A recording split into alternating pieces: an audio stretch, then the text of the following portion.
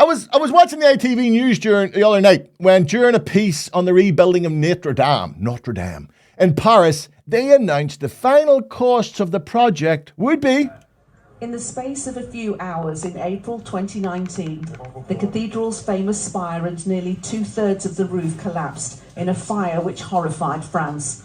Over 5 years, thousands of people have worked to restore the building at a cost of more than £600,000. Hang on here, I thought. That can't be right.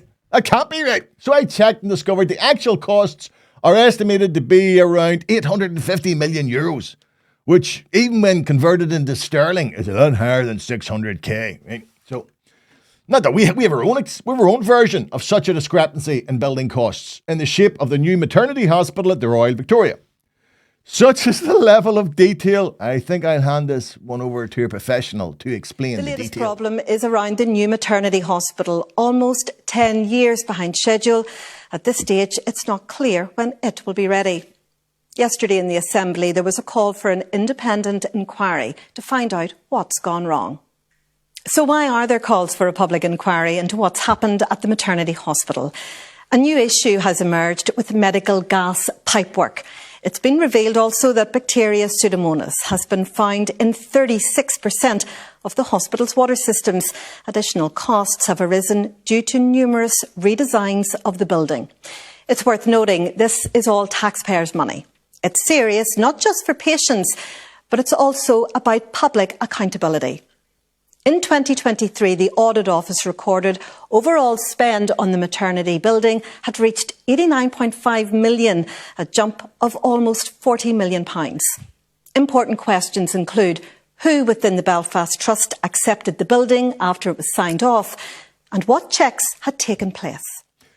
Now, leaving aside the egregious increase in costs, leaving aside the disgraceful list of defects leading to no sure completion date, what I find utterly astounding is that nobody, and I do mean nobody, seems to know who's responsible for this unfolding disaster. The Health Board, they've washed their hands. Right? The Civil Service, they've gone.